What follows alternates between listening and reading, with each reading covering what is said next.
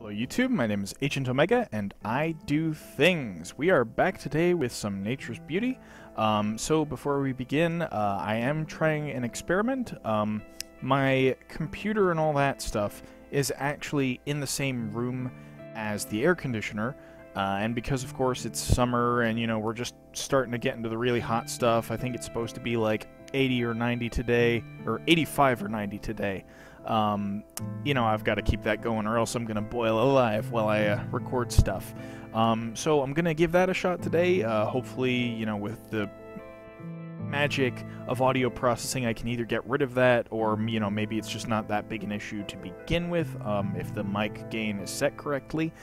So we're just going to toy around with that. And of course, if it sounds really bad, just let me know in the comments section and I'll suck it up and I'll make sure I have tons of water for future recordings.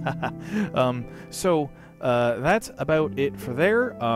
You can see I've also got a new skin that I didn't really explain in the contraption video. So this basically, I decided that, yeah, the ninja skin was okay, but I wanted something that was really custom, that was really, me and stuff. So I took inspiration from a whole bunch of designs. Part of it is the sort of Pelagian caster uniform things from Fire Emblem Awakening. Part of it is the Ironworks gear of casting from Final Fantasy XIV. And of course you can see the big Omega stamped on my chest, so it's sort of like my theme going on. And I also wanted it to be a little bit high-tech, so you can't really see it all that well, but if you stare really carefully at my boots, I wanted to have like sort of a Mass Effect futuristic-y type thing going on there. And you can of course also take a look at my shoulders and my chest there, and the yellow layer on top is actually transparent, and I think I might make it a little bit more transparent in the future because it's not showing up too well. But I basically wanted to have this amalgam of high-tech and magic. And if we take a look at my back here real quick, you can also see this gray thing on my back, and that is supposed to be my portable storage nexus, and it's basically just a dimensional pocket that explains why I'm able to have an inventory. It's like a high-tech backpack of sorts. So that is all that out of the way.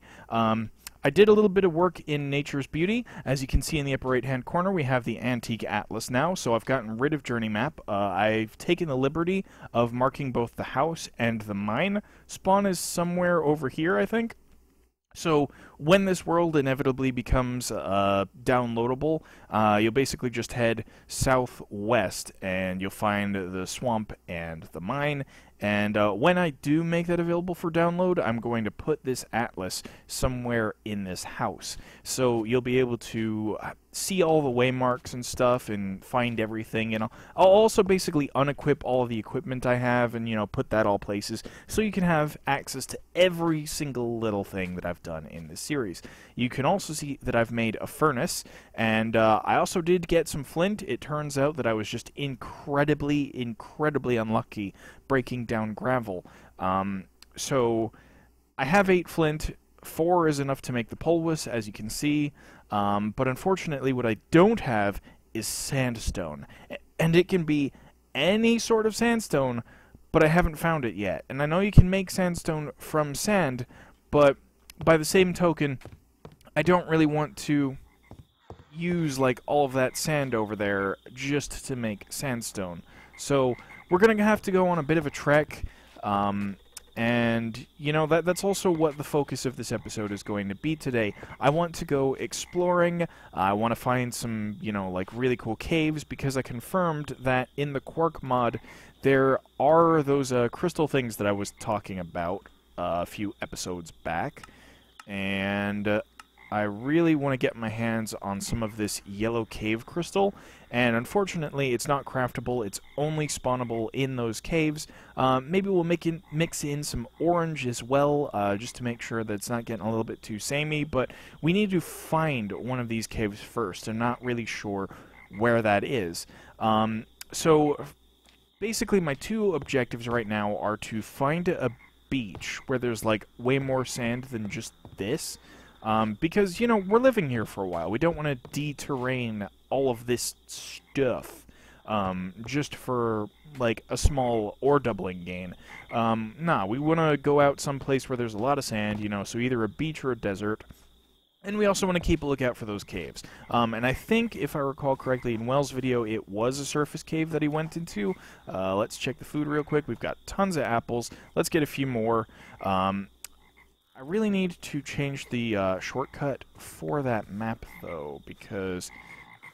Or rather, I know that in some versions of the game, and maybe this is just a key binding thing, you can press F to put items in your offhand, and that is very much a thing that I should configure at some point, but it is not at this point because I am lazy, and it is also getting around about it's nighttime. Now, I will say that is one thing that I wish I had the journey map for.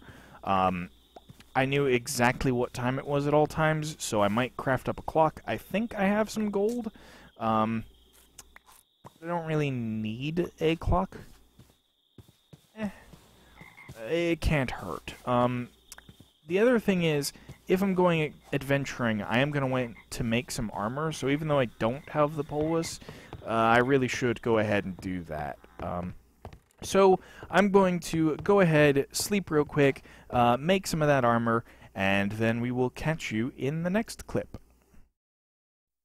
Real quick though, just take a look at the difference between the furnace and, well, the other furnace that's spelled differently, and just look at the aesthetics. Like, although I think this one has more interesting colors, like, you have all of the oranges and the yellows and the reds and stuff, look at this one. I mean, it's like all gradiented, and it's like a warm glow, and this is definitely more hot and 8-bit-ish, and this is just pretty. It's just really pretty to look at. So, yes, I'm clearly very detail-oriented, I suppose. Now, when I do get the Pulvus, I'm going to end up using this furnace to craft it, and I'm going to put it right here. And then probably before I end up going to the next place, like once I have a base location, I'm going to craft up a few of these. Probably 8 of each, because, like I said, I do intend to keep as much of a vanilla feel to this as possible. So effectively what I'm going to do is I'm going to make a couple of Tango Tech super smelters out of each array of Pulvus and Furnace, and therefore I'll be able to pulverize all metals really quickly. And actually, because it is metal specific, I think I'll probably cut down the Pulvus array to around about 4.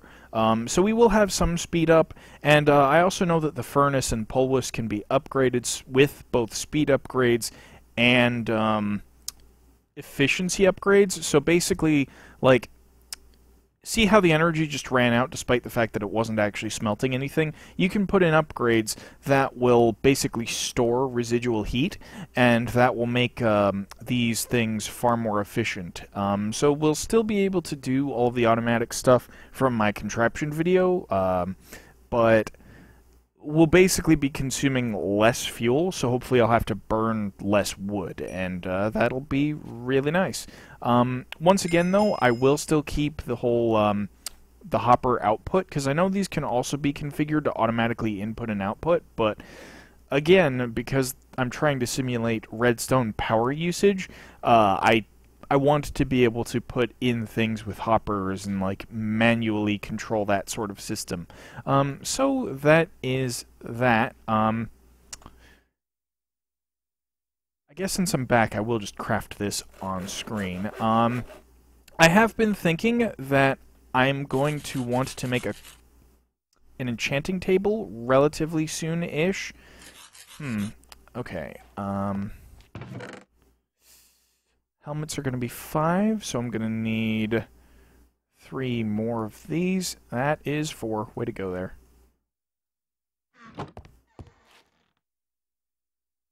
So I'm going to have to make a little bit more of this. I also need a sword. So, you know what? Like I said, I just wanted to blather about the furnace and, some of our future plans. So I'll just continue crafting up the rest of this stuff, and for real, we will be back after I'm done with that and, on the road. So, catch you in a bit.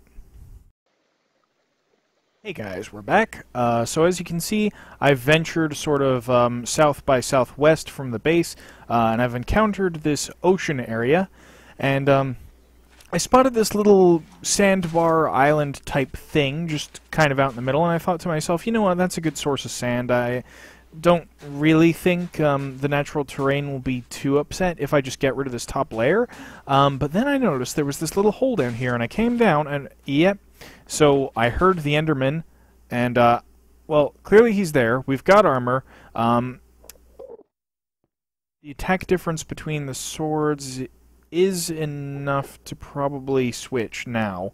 You can also see that we've got some sandstone and stuff, so I probably won't even need to wail away on the sand too much. But, you know, clearly we've got a cave here that needs to be explored. Oh, and I pissed him off. So, well, I guess we're fighting him.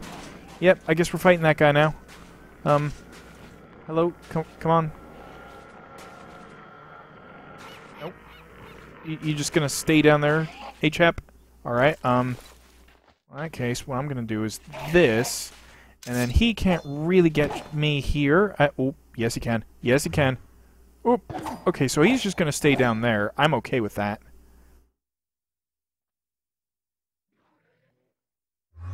No? Yes? No? Where? Oh, up there. He's up there now. Where? Where is he gonna pop up next? Come on.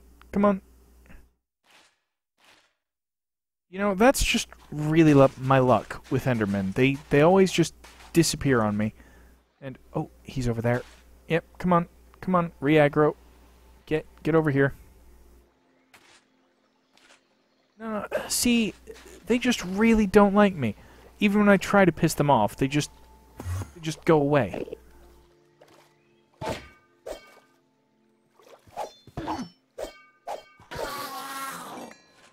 Yeah, something's really messed up with their AI. And it's not just in this version too. Like I've noticed in well, I've noticed in the upcoming surprise that Endermen tend not to regularly spawn, and they also no, I'm going to have to trigger this. I am going to have to trigger this, much to my chagrin, because I really like this natural structure, but it's got to happen. It's... oh. There we go. Yeah, there we go.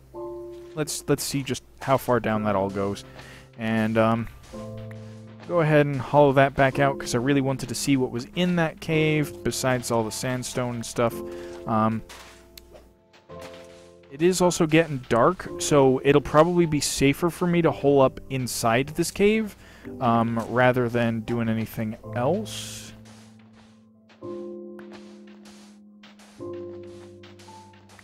Which is kind of funny, but I think without the journey map, we don't have that quote-unquote sixth sense to warn us about mobs. Why did I bring this iron with me? There was something I was thinking of making, but now I don't remember what it was. We have an iron axe, we have an iron sword, we've got a pickaxe, though I want to wear through this stone one, or these stone ones first. And actually, same thing with the sword, so that is that. I'm not going to need a hoe anytime soon. Got wood hammers. Don't really have anything with which to make a shovel, though. Well, that is okay, because we're just gonna chuck some of this down here. And I guess I'll go ahead and make a... nope, not that one. Yeah, this one's probably fine. So we're gonna go ahead and make a stone shovel, assuming I have any wood, and I don't... oh, this is the worst. Okay, well... thankfully, it's not like a shovel is really necessary for this sort of exploration, so... we're just going to crack on in, and it's looking like a pretty bog-standard cave system. I'm going to enable this, because we're going to want all the lighting we can possibly get. There's some coal here. I do kind of wish that we had access to a trash can feature. Like, I know some mod packs, including the Special Surprise mod pack, has... like a trash can that you can access directly from the inventory. And what that means is, if I have stuff that I just really want to get rid of, like a cobblestone in my inventory, then I can go ahead and get rid of that. Now there's another reason why I'm not too fussed about getting cobblestone right now, and of course that is because it is possible to make an infinite cobblestone generator even using vanilla principles. So yeah, I'm not too worried about that.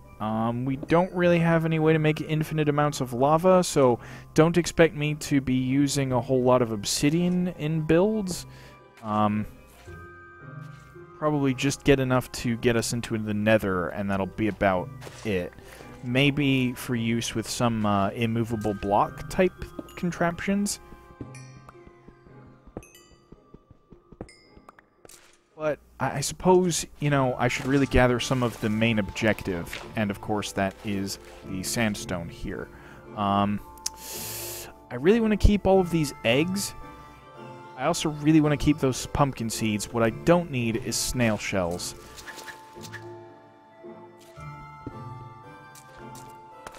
I have the feeling if I get rid of... Oh, yep. See, there is some sand that can fall, and I really don't want to get rid of sand here because it's entirely possible that I could end up flooding this cave.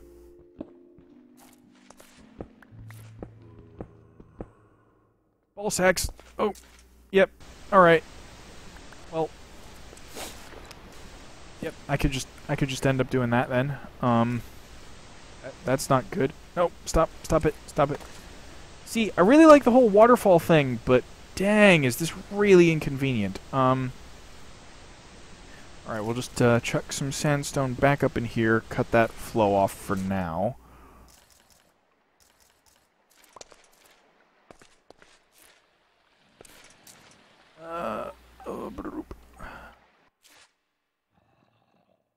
Alright. So I guess I'm going to need to make a bit of a staircase to get down here. And it looks like this is just going to be a standard cave, so I don't really have my hopes up for any of the quark stuff being down here. But we can explore this just for the heck of it. There's some of that glow cap. I'm going to try just harvesting the top one this time. And, right, we're out of space. I'm trying to decide what is incredibly common and I can get rid of. Wait. I have 2 iron pickaxes? Well, in that case, we'll just get rid of one of the stone ones.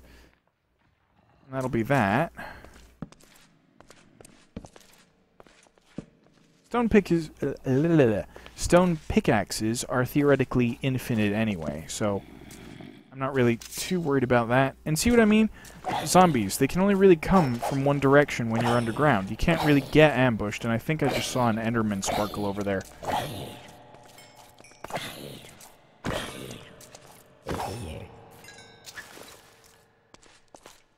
Now, you know, when I'm watching vanilla Let's Plays like Hermitcraft and stuff, I was a little bit skeptical that jumping and hitting things actually worked, but when we have this damage meter, it really goes to show you that jumping does, in fact, produce critical hits.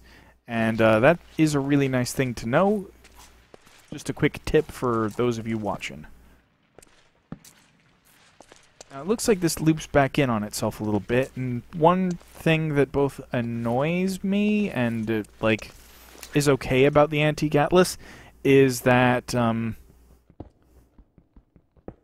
when you're, like, not interacting with something, and you have it in your hand, and you right-click, it'll just pop up, which is nice for mapping purposes, but at the same time, when I'm down here, and I accidentally click in the wrong place with a torch, you know, I kind of expect nothing to happen, and then things happen. Like, the map gets pulled up, and I'm like, oh my god, something's about to kill me, probably. There is a lot of copper in this vein. That's really interesting. And I know I said, ooh, what is this? Bone pile. Well. Clearly something interesting happened here. I'm gonna have to come back here when I've got more inventory. See, the other thing is I could really just eat some of these eggs, or, you know what, better yet, let's turn some of these apples into applesauce. And I think that'll do us. Yeah, so we saved some space there. When this applesauce runs out, that'll all be good. I could eat these omelets, but I'd say they're kind of valuable. So you know what, we'll probably just mark this as a mining spot and continue exploring. Because we really have all of the resources we need back at the base, with exception... Ooh. With the sole exception being, you know, like diamonds and stuff, and we can't exactly get those just yet. Alright, now I really don't want to fall down there if I can avoid it, because I don't know what's down there. Yeah.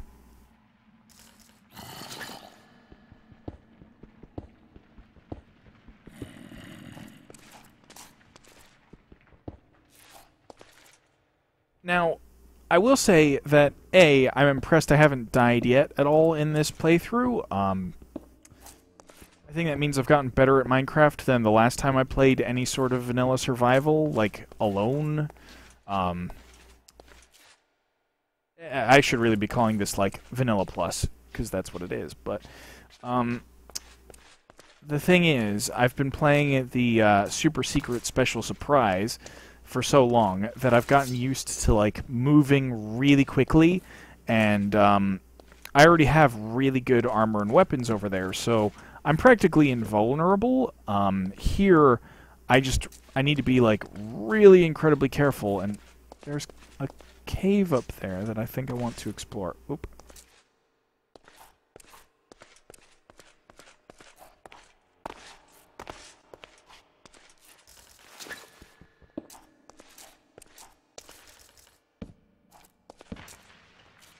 This cave system is way bigger than the one that I encountered, I think. I mean, yeah, it had some of the branches and stuff, but I think this might actually be, like, two different cave systems intersecting.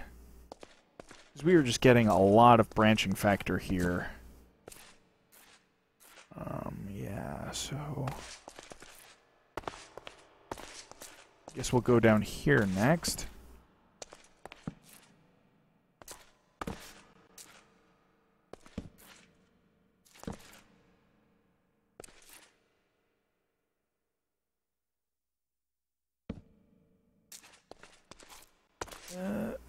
Okay, so I can go up and over here. I will elect to do so.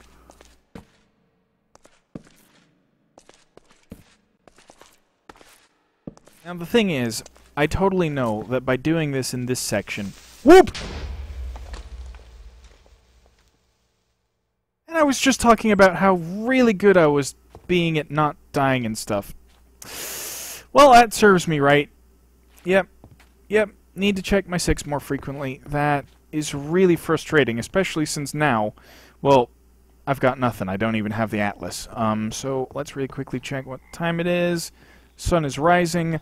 I know generally the direction I was in, so you know what? I'm going to head over there. I'm going to get my stuff back, and, well, I guess I'll continue exploring at that point in time.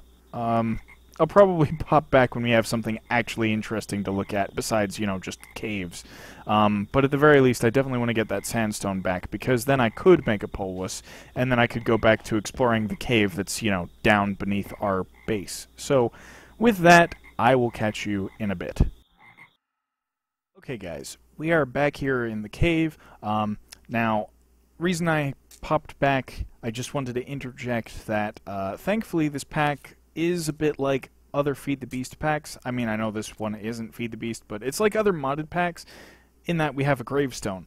So all I need to do is go ahead and break this, and we've got everything just like we had it before.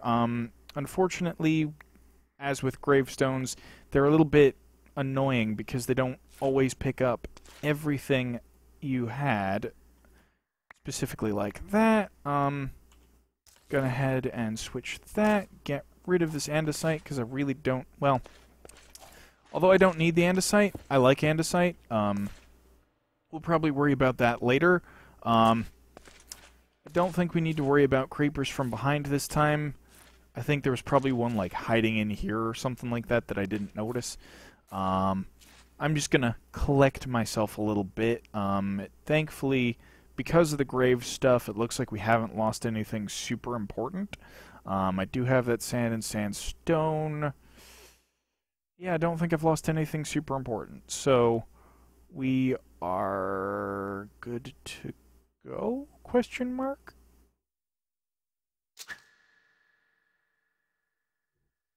Whoa, is the iron axe a better weapon than the sword? It looks like it does more damage, but maybe it's slower? I think that's what the 1.6 means.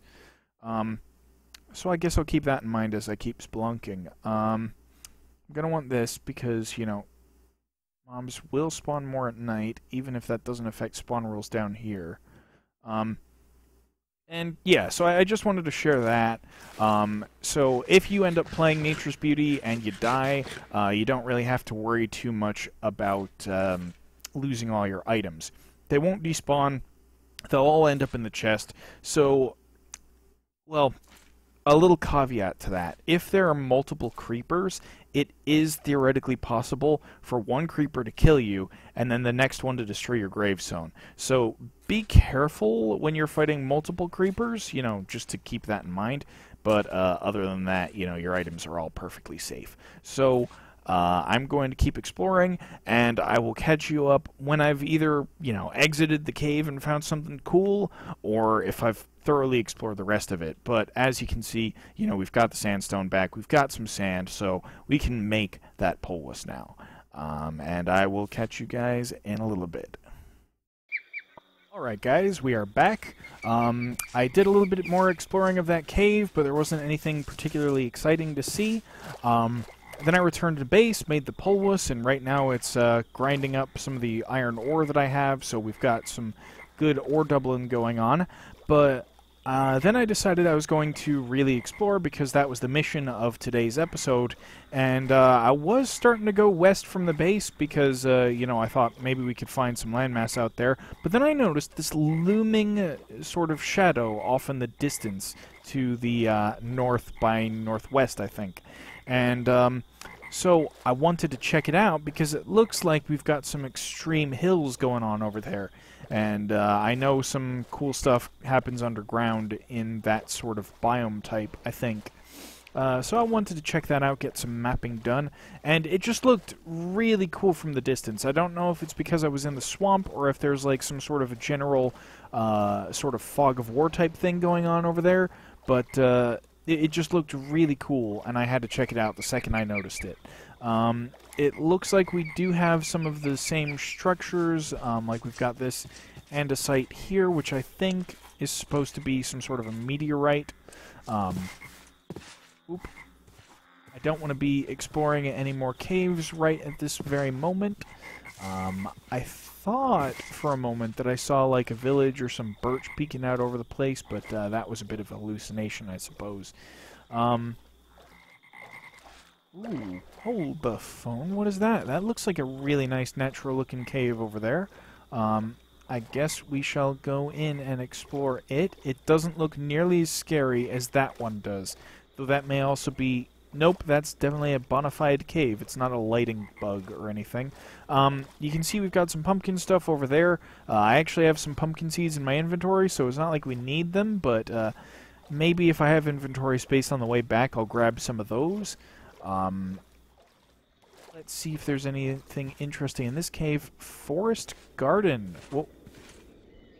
Oh, whoa, that's really cool. We're in a cold biome. And look, you can see there's like actually condensation coming out of my mouth. That is really fantastic attention to detail. Now let's see what we got here from that forest garden. We've got some cauliflower, broccoli, and spinach. Those are things that we do not have, so it's definitely a good thing that we got some of that. Blue slate. I think so far we've only encountered purple, black, and green. So I'm going to have to try and remember that this area holds a different type of slate. Do my eyes deceive me, or is that a different type of tree? And that is a flamingo. I knew they existed because I have a couple of flamingo eggs in my base, but olive wood. Now that is a wood type I don't believe we have just yet, and I know for a fact that there's like olive oil, so we might as well go ahead and collect this. I don't know if we need to press the wood, or did we get any saplings? We did get saplings, good. So we'll take some of that back. Mustard. I can't help but feel like we might be able to make, you know, like mustard or garlic out of that. So I'll take some of that too. Wow, look at this really freaking cool chasm. And it kind of continues over there, I guess. So that's some interesting terraining. Let's head over in this direction. Ooh, wild berry bushes. Nothing in particularly fancy about those. We also just got cabbage and celery. So, yeah, it's a good thing that I keep breaking these things. To consolidate some inventory space, I'm going to turn all of this sand into sandstone. And I guess we'll also get rid of this arrow. Oh, cows! Look at that! Look at the little baby cow! That's adorable! It looks so different from a parent cow. Wait. No, these are just plain different cows to begin with. Holstein cows. Or Holstein? Well, that's interesting. Hello. Hello, I'm not going to kill you. But I would very much like the that frost garden, if you don't mind. So thank you. Thank you. Alright, did we get anything new there? We got... Nope. We already had the olives. We got peas. Interesting. I suppose that makes sense, because, you know, they're snow peas. Ooh. Look at this. We've got reindeer? No, just deer. Deer. But, wow. That's freaking awesome.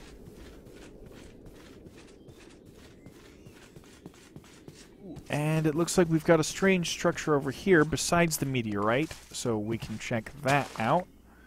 Ooh, more berry types. So, I think we're in another bit of a tight spot here. So I'll get rid of this. I guess I'll also get rid of the wooden hoe, because again, that is a renewable resource. Raspberries! Oh, raspberries, yes! Okay, I'm going to mark this on the atlas because I don't really have any shears or other method to harvest them. But, yes, raspberries are incredibly good. What do we want to call this? I guess we'll just mark the spot and we'll call it raspberries. So as you can see, we've got another one of these meteorite things. And we've got this structure. Now this is different. I haven't seen one with granite, much less one that, like, goes into the earth like this. It's a lot taller and narrower than the other ones that I've seen so far. We've got this wine raspberry dish. I really want to keep the olive wood because I don't really know what that looks like. We'll get rid of this sand, and let's check real quick. Raspberries. Raspberry leaves. How does one get a raspberry bushling? I think I might need to watch more videos for that. So, I'll just leave that unmolested for now. And... spruce. Oh, we have spruce. I don't think we have that just yet. So you know what, I'll put another marker here too.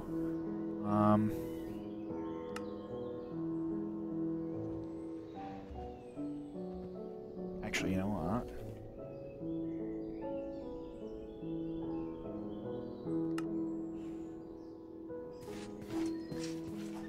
Bit of musical humor there for you folks. There we go. So, oh, that's another way to get raspberries. Cool, cool. So we've got the Pam's Harvest Craft raspberries, but those are the plants raspberries, I think, which may have the same hunger values. I don't know what kind of unifying mods they have in this particular pack, but I'll keep that in mind. We've got some more of those Holstein cows over there. We've got this really nice sort of sandy lake in the middle here. And the sun is going down, but we don't really have anything to sleep with. Sleep... Nope. Mat? What's that? Terrain lighter. Ooh. Interesting. At that point, you might as well just make a solar detector with a redstone lamp under it and invert it. Unfortunately, bag? It doesn't look like there's any sort of portable sleeping system. So, this could get really dicey really quickly. Could just dig a hole in the side of a mountain. But you know what? I think I might actually want to just go back to the base. I'm gonna chop down this olive tree really quickly. And I think I'll stop nattering and I'll just do the outro when we get back to the base, because we have explored a good deal in this episode, although we still need to find that desert. So I will be back shortly. Alright guys, we are back in the base, as you can see. I've put away all of the stuff we got here. I'm just really quickly going to sort it. So you can see that we've got all of the different saplings and such here. We've got the olive sapling down here. I put all the plants that we got on the way out in here as well, just so that we remember that we still need to plant those.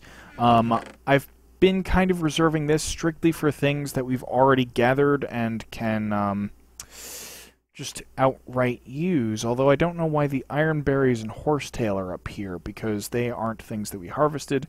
So I feel like it'd be best to just sort of chuck these things down in the bottom level. Now that this is... Oh, wow. Okay, so that actually got to a full stack of iron dust there. We'll start smelting that up, I suppose.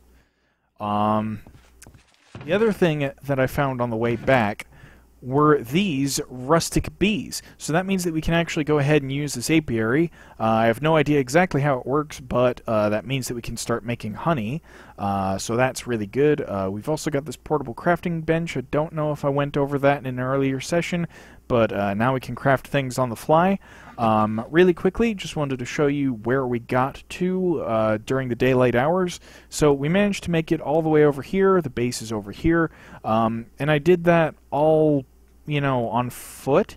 And I realize now that there's probably a better overland route that I could have taken, you know, like come up along here and then headed west, and that would have minimized the amount of water I had to cross. But I didn't know that. So I ended up taking a rather long route through the water, and the fact that it took me 10 minutes tells me two things. One, if we're going to start making ventures, you know, like far away from the base, then it would be prudent to make a backpack and make a whole bunch of beds and stuff and supplies for like very rudimentary outposts, so that way I could make an outpost like in the side of a mountain over here, or I could make one by the shore over here, and that would extend our range significantly, because if we really have to start from the main base every time and we only really get 10 minutes out, then our search radius is going to be rather small, and I really want to find a desert. So what you see me doing with my mouse here is just sort of projecting roughly how far we can get in those 10 minutes. And point of order, that's also 10 minutes just to go out there and do all the exploring stuff. Getting back I did in the night, and again, that's rather a dangerous option.